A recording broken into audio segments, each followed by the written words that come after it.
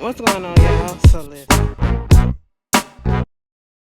Oh, what's going on, y'all? How everybody's doing? I hope everybody has had a lovely weekend.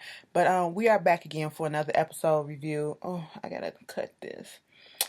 Y'all, it never fails.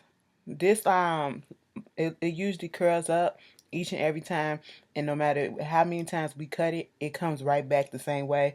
It's been like that ever since I was a kid. So hey, it is what it is on this side too.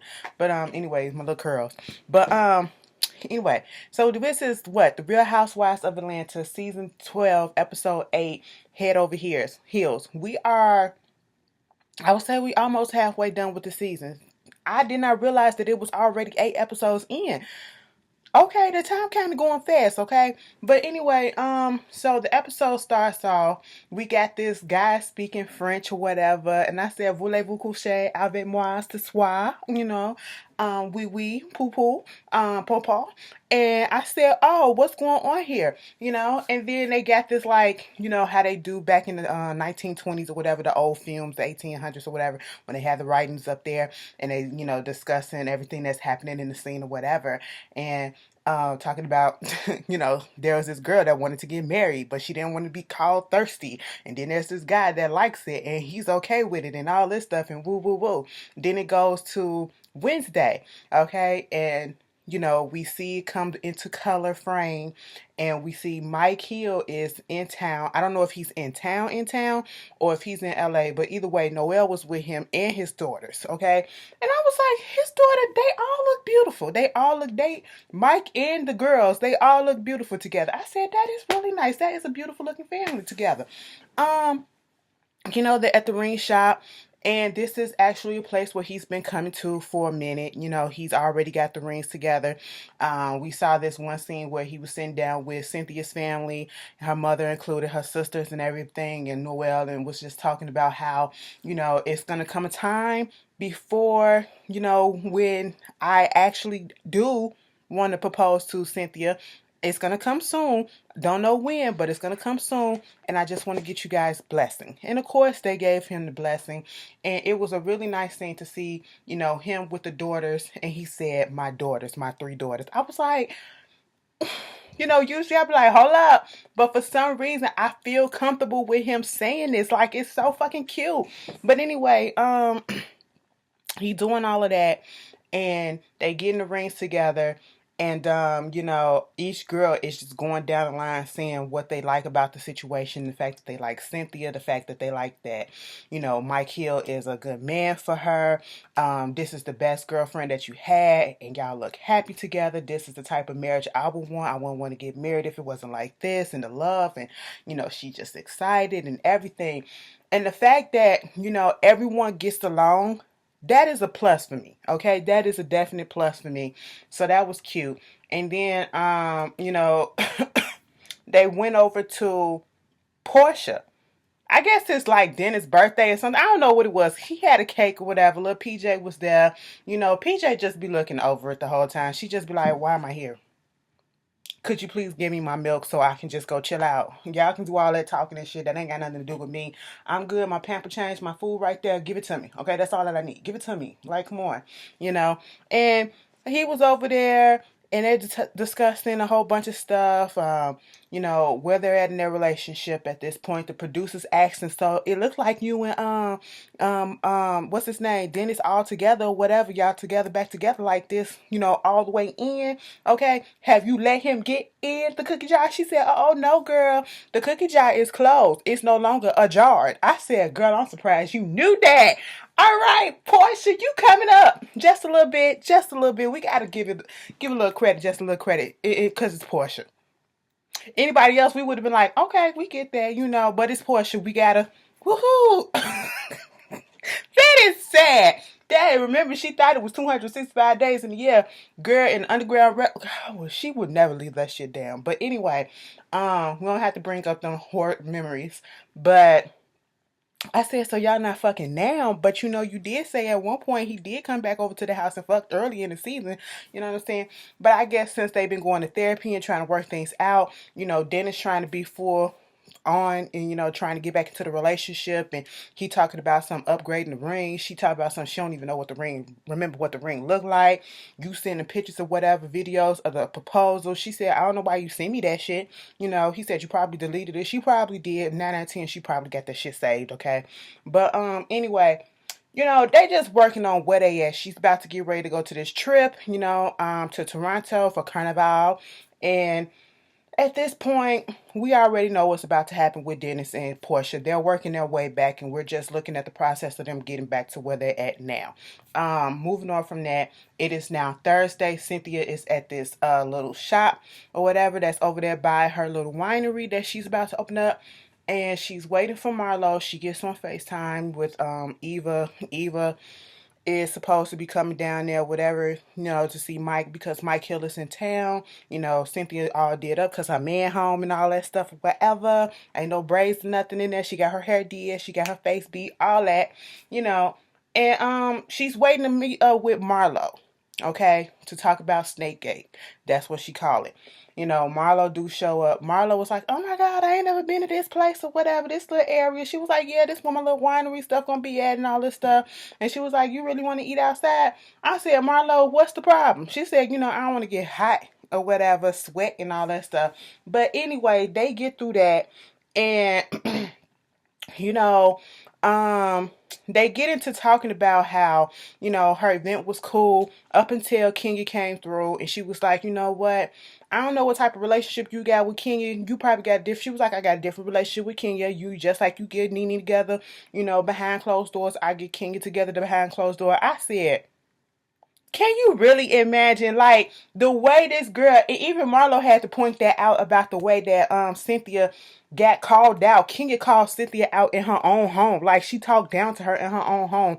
Like, can you really imagine Cynthia stepping up to Kenya and being like, girl, see what you don't do? You don't talk to me like that in my own home. No, I don't see it. Because, girl, you didn't do it with Nene. So now all of a sudden you finna do it to Kenya. Kenya and Nene damn near the same. And personality-wise, a little bit. Okay, that's why they butt heads so much, And I'm just like, all right, Cynthia, if that's what you want us to believe, we gonna sit here and fake believe, okay? But Marlo was fake believing that shit like too. Girl, all right. She was like, you got a different relationship, y'all together. I said, Marlo, it ain't always that, but that was funny. It was cute. But with Cynthia, you really never know. She started talking about this recording. She was like, girl, yeah, I heard about the recording and I want to know who did it too. She was like, did you do it? I said, girl, now let's be quite honest. If somebody came up to you and accused you of something that you know that you did, would you automatically say, yeah, bitch, I did it? No, you wouldn't. No, you wouldn't. Unless you a bad bitch like that, you probably would. But, if you put on the spot like that, most people would deny. So basically, Cynthia went on ahead and said, are you recording me right now? And basically, Marlo was like, girl, first of all, I feel a little bit offended that you even asked me that because you ain't even got nothing right now that's worth recording. And she literally was, about to tear up, okay? She said, I'm about to cry for you asking me that. And she said, when was I even around you to even record anything about you or whatever besides in New York or whatever? And you were never even trashing Nene to me. So why would I record? That's low down to do something like that. And you know what? To be quite honest, I never thought that it was Marlo. I always thought that it was Giovanna. Okay, she the snake bitch that looked like she'd do something just to get in Nene good graces and try to be on her, the new bitch on her arm. That's what she looked like. Okay, she thirsty enough to do some shit like that. I never really thought that it was Marlo, but I can understand why people will put her as a suspect. Okay, you got to do the process of elimination. But the people that's closest to Nene at this point. And she said she was gonna invite Nene to her little wine cellar opener. Cynthia, she took that in stride and she said, for now, yeah, I believe it, whatever. It is what it is. We're gonna move on from it. She was gonna invite Nene to her wine cellar opener. But she left before the party was over with. And so, it's this Friday. Marlo, you invited and everybody. So, hey, if you want to come, show up. Then we get to Candy and Todd, okay? Man, bring Mama Joyce and Aunt Bertha and Aunt Nora back so I can do that. Todd, you know what? Because that is all that was playing in my head looking at this scene, because it is about the money and the business. And you know, Mama Joyce, Bertha, Nora, they had a little issue with Todd, okay, doing all this stuff when they was originally trying to open up the OLG game restaurants or whatever. They're going to see the new location of the Mexican restaurant, Oleji, and um basically nothing is done. She said, Candy was like, you talking about something, this is what we're gonna do, this is what we're gonna do, this is what we're gonna do, but this is what you've been saying, we're gonna do this, we're gonna fix this for the past 6 months, and this is as far as it's gotten. We got so many renovations to do. It was damn near over almost practically $1 million worth of renovations if you put all the properties together. He said like $300,000 for that place. For the Brackets place, it's like 60,000, and then for the other place, it's another 300,000. So it's damn near almost $700,000. Okay, plus if it goes over budget, it might be up to $1 million, or it could be over that. And Candy just trying to get Todd to understand, you gotta pace yourself. I like the fact that you're doing what you're doing, because Todd keep on saying, oh, you trying to act like, I start stuff, I don't finish it. She was like, well, look at what's happening. He was like, I ain't never fumbled the bag or whatever. Whatever I start on, it eventually gets done and all that stuff. And, I feel like with Ty and Candy, they're different in the sense that Ty is a dreamer, and Candy is more practical. She will, oblige you and, cater to your dreams or whatever. But she also looks at it in a practical sense, in reality, in the numbers and all this stuff or whatever. Whereas Ty, he thinks about it, he just want to automatically go out there and do it. No matter how long it takes, he gonna do it, okay? It's like no time limit for him. And Candy was saying how Ty gets these projects and he tried to do them on his own, because when they first got together, everybody was trying to say that Ty was trying to use her. And, what money is he using? What money is he using? He's not using his money because he don't have none. He has to be using her money and all this stuff. So he's just trying to prove that he could do things by himself without involving Candy so much or using her finances so much or whatever. And so that's why he keeps putting up all these projects and trying to do them his own, and they pacing out too long and, just popping up here, popping up there, just doing too much at this point. And Candy came up with a practical reasoning. We have to worry about a recession that might happen, okay? And he was like, that's what you really worried about? Yes, in business, listen. When you open up restaurants, a lot of restaurants fail in their first initial opening. They lucked out and was part of that minority of a restaurant that actually was successful when they opened up. That does not say that that success is going to transfer over into the next restaurant that you open up, in the next one, and the next one. Okay? It's a game of chance. It's a game of risk. Okay? And, you have to think about that. You don't want to, but you have to, because you need the return on your investment. That's business 101. Okay? And you have to look at the economic part of it. You know what I'm saying? It's cool to put it up. It's cool to have the people on there, but can you sustain it? Can you weather a storm? Is it going to flourish? Is it in the right area? You have to think about all of that stuff. Is it going to, something happen with the economy? Is it going to fall, or is it going to continue to grow? You know what I'm saying? That's what Candy is thinking about, and with the way that things been going these days, you just never know. So she thinking about all of that, and it's not trying to put down his dreams or whatever. It's just trying to be more practical and reasonable. And, she's saying basically doing all this business stuff has taken over the time that they have with each other. Every time they come together, it's mostly business talk. And she was like, I don't want it to be that every time we come together, it's all about, the restaurants and stuff like that. And the only time that it's not, it's on birthdays and anniversaries. He was like, you wanted me to take you out on a date? I'll take you out on a date. She was like, yes. Okay. And let's not talk about business. It happens like that. You have to prioritize your time. And sometimes you don't even realize that you're doing too much until somebody bring it to your notice. Bring it to you. So, hey, they'll be all right. So it is time for the Cynthia Bailey wine cellar opening. Listen, what happened to, because they was, Candy was talking about how she proud of Cynthia and all this stuff about, how she keeps a job. She's not a one-trick pony. She a stallion, okay? But my thing is, when they went down the line and they started talking about the Cynthia Bailey agency, the whole time I'm sitting here like, is the Cynthia Bailey modeling agency still a thing? Okay? And I forgot about the eyewear. I forgot about the cargo wear. I was like, you know what? Cynthia has been putting her feet in this and that and that and that. And see, in this climate, in this day and age, you have to have multiple hustles, okay? That's what you have to do if you want to stay afloat. Because you just, whew, bitch, you just don't know. But anyway, this is a good look, okay? That's what I want to say about that. This is a good look. You got Mike Hill. He's there. He shows up. You got Candy and Ty showing up. Portia, she was trying to get dressed. She had to change because she ain't like her little fool papooch from PJ. But she looked nice in her white. She showed up. She said, bitch, she was hungover because Dennis came over. It was his birthday. And he wanted me to come. I said he wanted you to what? Don't do the play on words. He wanted you to come. But that's what you probably did, girl. Of course you got fucked by that man that night. Girl, you can't tell me. She gave him some birthday sex. But anyway, and I mean, ain't nothing wrong with it. Y'all getting back together, so do what you gotta do at this point. We can't. Who is us? Who is me to judge? Okay. But anyway, so they doing all of that. And Mike all of a sudden reaches over and leaned over to Candy, was like, don't leave yet. Okay. And Candy was like, okay, cool. So Candy sends a text out to Kenya and said, where are you? Hurry up, because I think that Mike might propose tonight. Get here quick, And she was like, okay, I'm 10 minutes out. I'm 10 minutes away. And so at this point, if somebody tells me something like that, if you know that your good girlfriend is about to get proposed to or whoever, you keep, it's about to be a surprise, okay? So you keep that on the low, all right? Keep that in mind.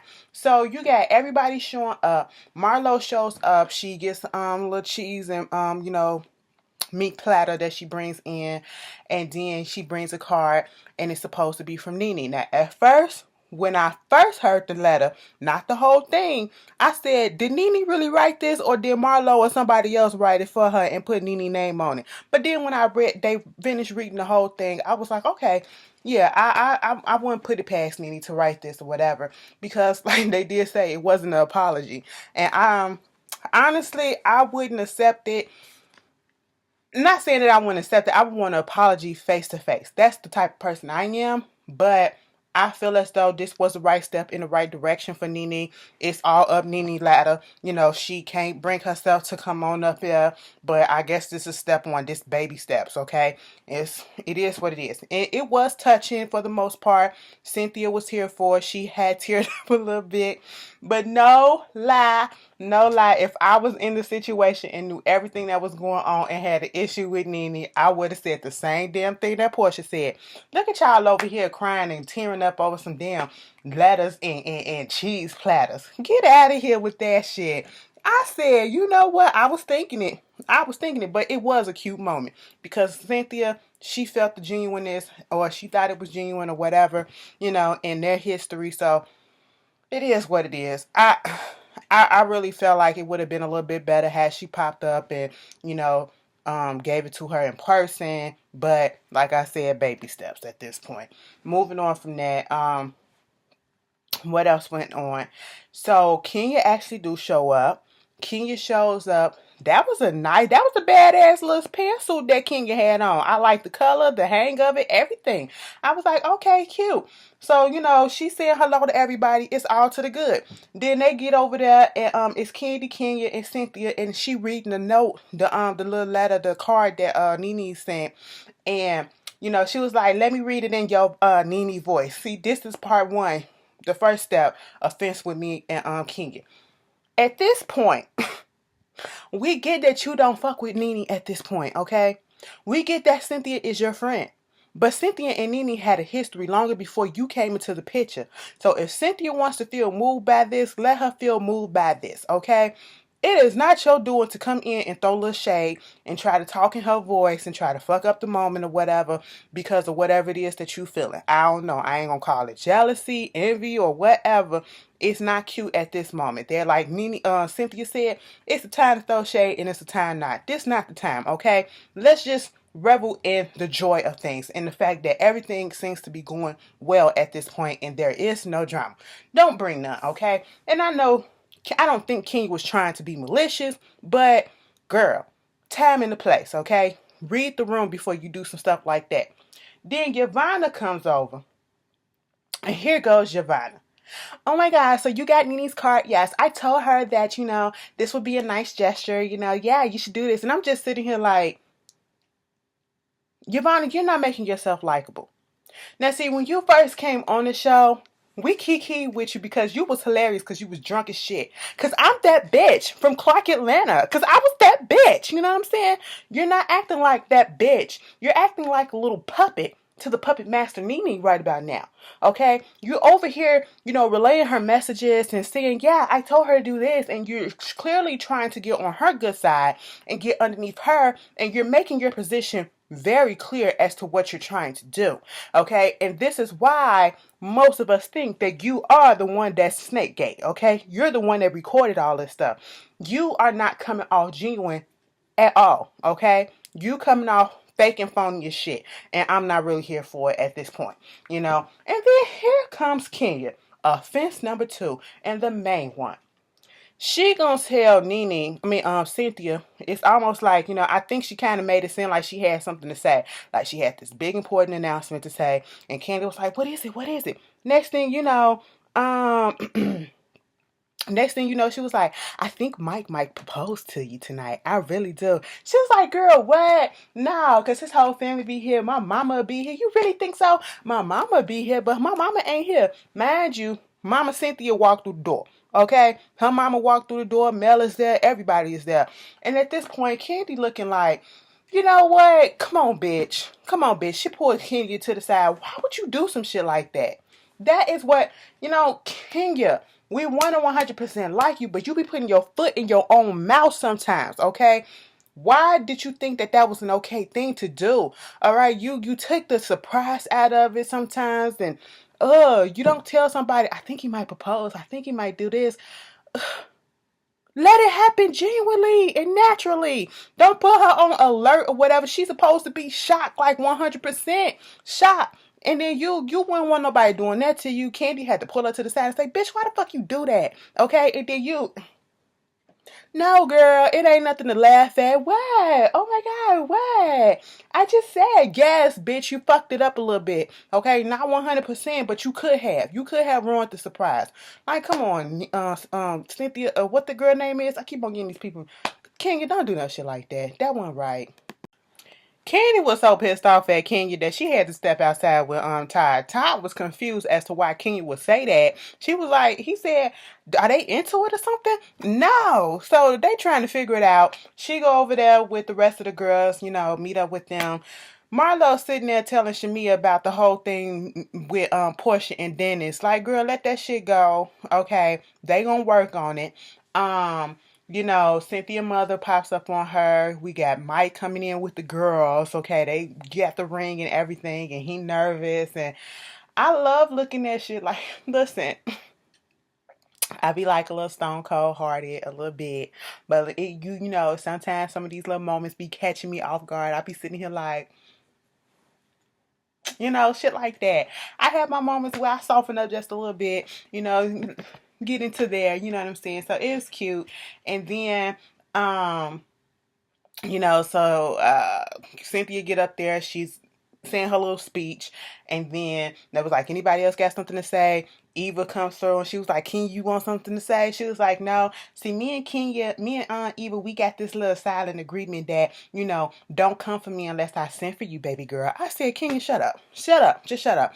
So Eva give a little speech, and then here comes Mike. He's giving this little speech, popping up his girl. That's what you're supposed to do. Boost her up or whatever. Say, baby girl, first of all, I was like, girl, what you doing opening up a wine cellar? Because you don't know shit about about wine, you know a lot about drinking it, but that's about it. But let me tell you something, anything that you put your mind to, you a boss, you gonna do it. And because at first when he started off, he said, I would like to propose. Everybody was like, I said, oh, here we go. He was like, no, girl, a toast. And then, so while he was in there, he said, everybody got your wine at the end of his toast. Everybody got a wine glass or whatever. Let's pop, this is a wine cellar. And then his daughters come up there and was like, you need to, toast to this. And then Cynthia was looking at the wine bottle like, what is that on there? I was like, uh-oh. So on the bottle, it had a little question mark on there, and you got Noelle, Ashley, and oh my God, what's the other girl name? His other daughter, the one that got his whole face. Okay, the young one. They got two halves of the heart that look like a puzzle piece, putting it together, and then a little sign that says, will we be family or something like that, with their names all over the puzzle piece that comes out to be a heart. And of course he says his little speech. He was like, I want you forgave me for you didn't judge me for my past, you here for my future, my present, and I want you for my forever. Baby, when he said that shit right there, girl, it took me out. Me and Mike was trying to hold back tears a little bit up in this bitch, okay? I ain't even gonna lie. I was like, as soon as he pulled that box out, I said, oh my God, he about to start crying. He was nervous as hell though. And I was like, boy, when you gonna get down on your knee? He got down on that knee and he said, will you marry me? Here goes Cynthia. Oh my God. Yes. I was like, okay, girl. That was really cute. I liked it. It was nice. They were just talking about how at one point after Peter and her got divorced, she said she wasn't looking forward to getting married again. But now how things change, okay? Because as soon as you find that right person, you can never really say never to certain things, and that's what it is with that. It's funny how the mama like him. It's a total 180 difference in reaction between Peter and Mike with the parent and Mallory, because Mallory and the mama knew. Remember when they tried to hide their marriage certificate, marriage license or whatever, when her and Peter was about to get married? Child, that was a mess. But anyway, so that was done. And now it's time for this triple date that's about to happen between Mike and Cynthia, Mark and Kenya, and Todd and Candy. And you got Kenya and Mark in the car, driving her Tesla. Baby, I've been up in a Tesla. Them bad motherfuckers a little bit, you know what I'm saying? I said, them shits drives nice. So all that shit that Kenya was in there talking, I was like, girl, I can relate. I've been up in one. And every time she tried to say something, he come back with, oh, so you speeding up in here with my kid? Oh, so you got a speeding ticket? Oh, so it's self-driving? Oh, so it can do this, but it can't do turns and stuff? I'm like, girl, I couldn't be in a relationship like that. He talking about, she saying something, she an alpha female, he an alpha male. Girl, no. Okay, I just couldn't do it. So, Mike says Cynthia is pregnant in the ass. But, no, they get to the restaurant and, I think Mike and Cynthia was first, and then Candy and Todd, they showed up dressing like, them little couples that you see, them older couples that be dressing alike. That shit be so cute to me, especially when it be like grandpas and grandmas or whatever. That'd be so cute to me. But they did look nice, okay? They navy blue and they white.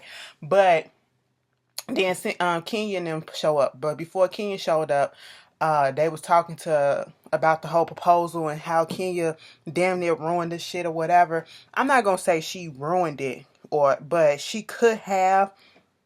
She could have, if it could have went a different way. You know what I'm saying? She could have played a role in it or whatever, and could have just messed up the surprise. But thank God she didn't, and Cynthia was still just, just a surprise or whatever. And then they had them send like wife swap or whatever.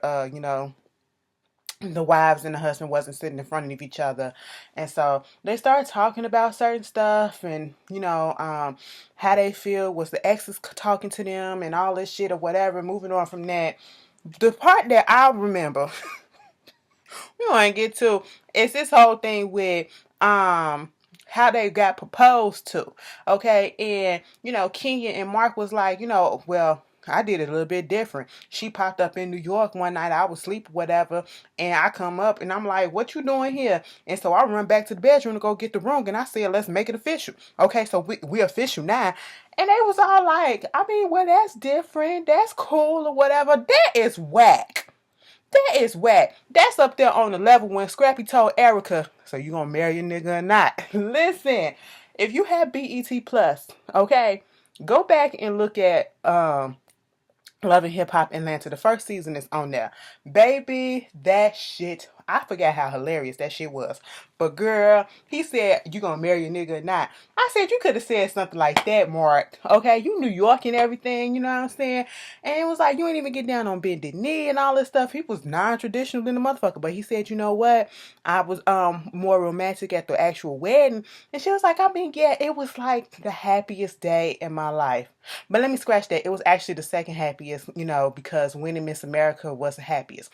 Truth be told, I'm not mad at her saying winning Miss America was one of the happiest days in her life because, that's a once in a lifetime thing for most people. Okay. Who can really say that they won Miss America like that? Or was it no? Was it Miss America or Miss USA? Miss USA. Who can say that they done that before and actually got to the top like that? That is a proud accomplishment. But just like Candy said, so you said that, and Mark was looking like, oh, so really? It's the second best? I said, what do you expect? Anybody can get proposed to. Anybody you can get married multiple times, but you can only win Miss USA or whatever once. You know what I'm saying?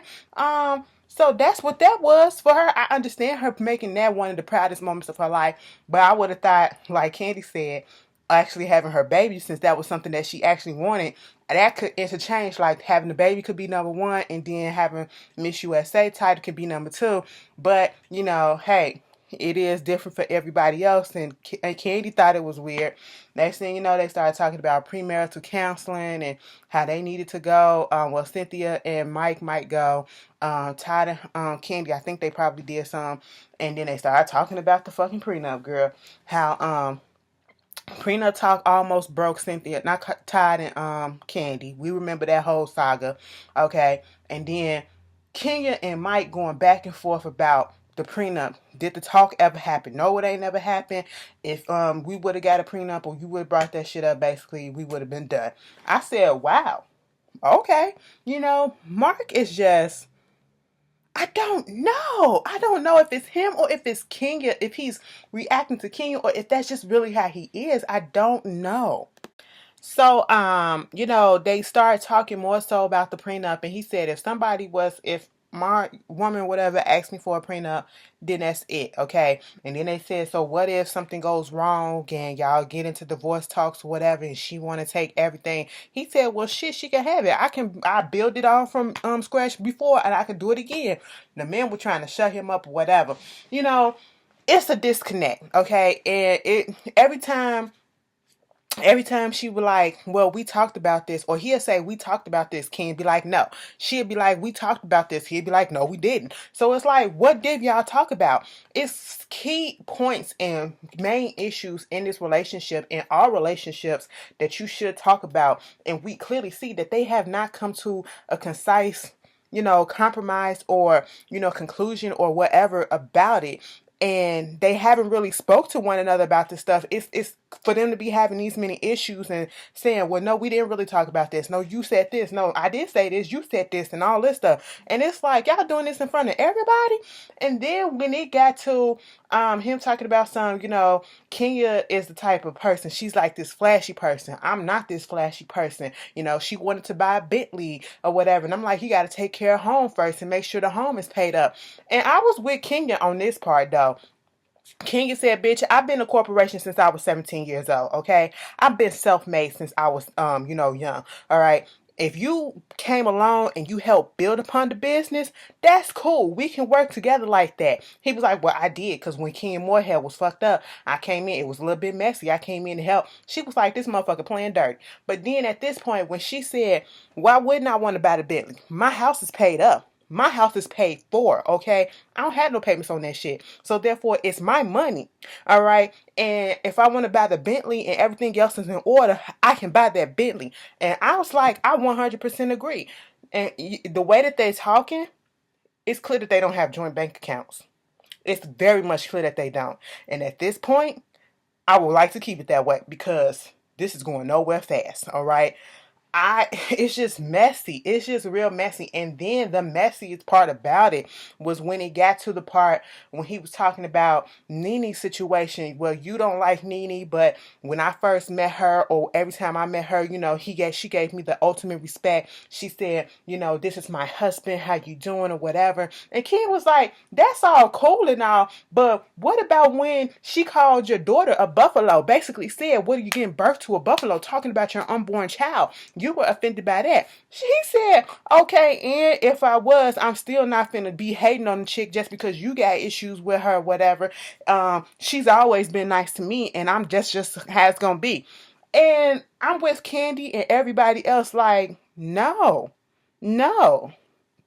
No, you don't have to have hate in your heart for this girl. You don't have to say that you dislike her or whatever. But if my woman has an issue with someone that's making her uncomfortable, that's giving her problem, and I can see the problems and the stress and the sadness and all this stuff about it, I'm going to be on her side. I'm going to be team this. I'm not going to spill hate about her. I'm not going to talk drama or shit about her. But if she say don't fuck with the bitch, I ain't going to fuck with her because I'm on her.